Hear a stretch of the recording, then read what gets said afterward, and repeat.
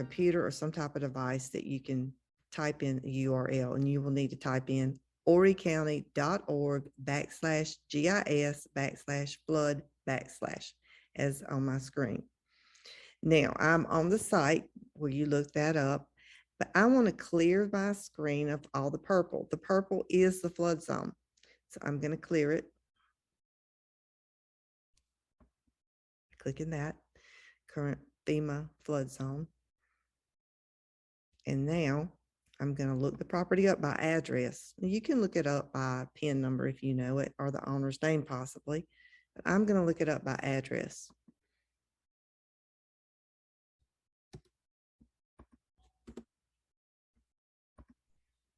All right, so there we are, Sugar Tree Drive. Next, you would click on the layers symbol and then come down to current FEMA flood zones.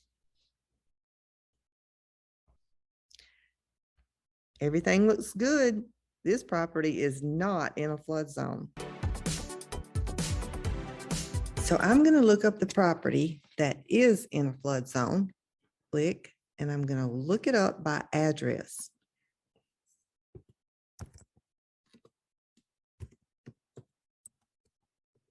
If you like this kind of information, click the like button and feel free to subscribe. Okay, so it comes up two ways. I happen to know this property, and either one of these would work because they both have the same zip code. It's actually the same area, which kind of can be confusing sometimes, but Garden City and Murrells Inlet have the same zip code, and I've started referring to it just as Murrells Inlet because the actual area this property's in, a lot of people do refer to as Garden City because it's in the actual hotspot area close to the ocean. And Murrells Inlet also goes further down 17 South where the Marsh Walk is.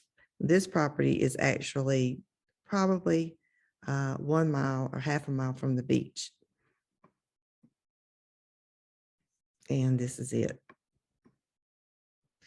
Okay, so now that I've clicked here, I've brought up the property. You can see the homeowner, the PIN number.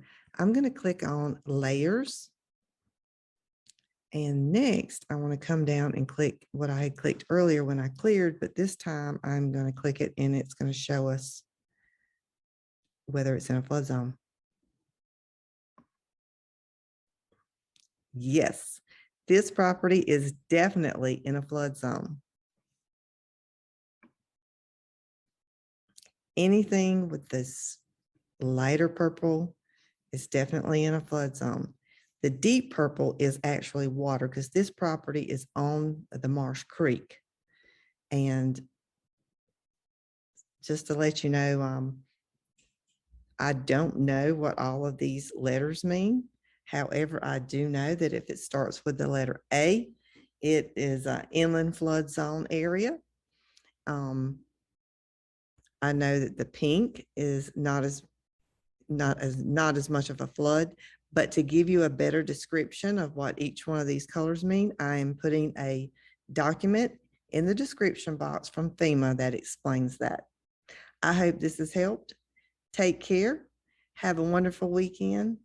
And remember, keep it sweet.